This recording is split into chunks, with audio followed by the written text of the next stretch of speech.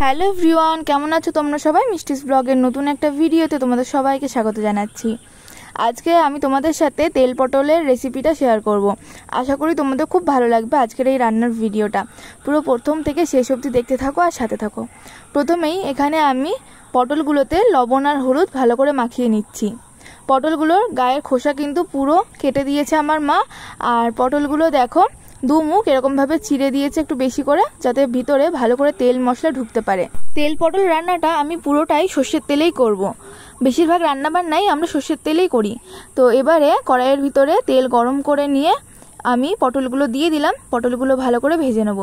পটলগুলো ভাজা হতে হতে এদিকে মশলাটা করে নিই। এখানে দেখো নিয়েছি পেঁয়াজ, একটা পেঁয়াজ নিয়েছি, গোটা পেঁয়াজ, 4টে লাল লাল কাঁচা লঙ্কা, কিছুটা জিরে, আর এর ভিতরে দিয়ে দিতে হবে রসুন। রসুনটা দিতে আমি এখন ভুলে গেছিলাম, পরে আমি দিয়ে দিয়েছিলাম।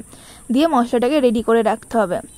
আর দেখো এদিকে পটলগুলোও কিন্তু ভাজা হয়ে গিয়েছে। পটলগুলো এরকমই লাল লাল করে ভাজতে হবে, না হলে কিন্তু ভালো লাগবে না। এবার আমি পটলগুলো তুলে নেব। পটল ভাজা তেলের ভিতরেই রান্নাটা আমি করছি আজকে। অনেক সময় পটল ভাজলে তেলটা কালো হয়ে যায়। যদি তেল কালো হয়ে যায় তাহলে তেলটা চেঞ্জ করে নিতে হবে। আজ দেখলাম পটল ভাজার তেলটা একদম কালো হয়নি, তো আজকে এই তেলে রান্না করা যায়, সেই জন্য আমি আজকে আর তেলটা পাল্টাইনি। তেলের মধ্যে আমি এবারে ফোড়নের জন্য জিরে আর 2টো শুকনো লঙ্কা দিয়ে দিয়েছিলাম। তারপরে 2টো পেঁয়াজ একদম ঝিরিঝিরি করে কেটে রেখেছিলাম, সেটা দিয়ে ভালো করে ভেজে নিতে হবে। ভালো করে ভাজা হয়ে গেলে এবারে এর ভিতরে রসুন, পেঁয়াজ, কাঁচা লঙ্কা আর জিরে যে পেস্ট আমি বানিয়ে রেখেছিলাম সেটা দিয়ে দিতে হবে। এবারে একে একে এর ভিতরে স্বাদ মতো লবণ, পরিমাণ মতো হলুদ গুঁড়ো, 2 চামচ কাশ্মীরি লঙ্কার গুঁড়ো, 1 চামচ ধনের গুঁড়ো আর 1 চামচ চিনি দিয়ে দিলাম। এবারে মশলাগুলোকে খুব ভালো করে কষিয়ে নিতে হবে। যতক্ষণ না মশলার গা থেকে তেল ছাড়বে ততক্ষণ কিন্তু মশলাটাকে ভালো করে কষিয়ে যেতে হবে। দেখো মশলাটা আমার কষানো হয়ে গেছে। এবার আমি ভেজে রাখা পটলগুলো দিয়ে দিলাম। পটল দিয়ে আরও 5 থেকে 7 মিনিট আমি ভালো করে কষিয়ে নেবো। আমি কিন্তু এখনও জল দিইনি। আমার চ্যানেলের রান্নাগুলো যদি তোমাদের ভালো লাগে তাহলে অবশ্যই লাইক, কমেন্ট আর শেয়ার করে দিও। দেখো পটলগুলো কিন্তু ভালো করে কষানো হয়ে গিয়েছে। এবারে আমি এর ভিতরে জল দিয়ে দিচ্ছি। আমি অল্প করে জল দিচ্ছি, এই ছোট বাটিটার 1 বাটি জল দিয়ে দিলাম। এতেই কিন্তু পুরো রান্নাটা আমি করে ফেলবো।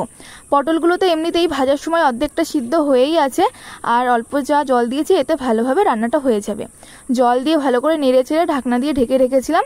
ঢাকনা খুলে এবারে খুব ভালো করে নেড়ে চেড়ে নেবো। আর গ্যাসের জোরটা একটু বাড়িয়ে দিয়ে 2 থেকে 4 মিনিট ভালো করে আবার রান্নাটা করে নেবো। তাহলেই কিন্তু রেডি হয়ে যাবে তেল পটল। দেখো তো কেমন হয়েছে দেখতে। বাড়িতে একবার এইভাবে তেল পটল রান্না করে খেয়ে দেখবে, আশা করছি খুব ভালো লাগবে। আজকের ভিডিওটা যদি তোমাদের ভালো লাগে তাহলে লাইক করে দিও, কমেন্ট করো, শেয়ার করো। আর যারা নতুন আছো আমার চ্যানেলে তারা আমার চ্যানেলটা সাবস্ক্রাইব করে দিও। আবার দেখা হবে খুব তাড়াতাড়ি অন্য একটা ভিডিওতে।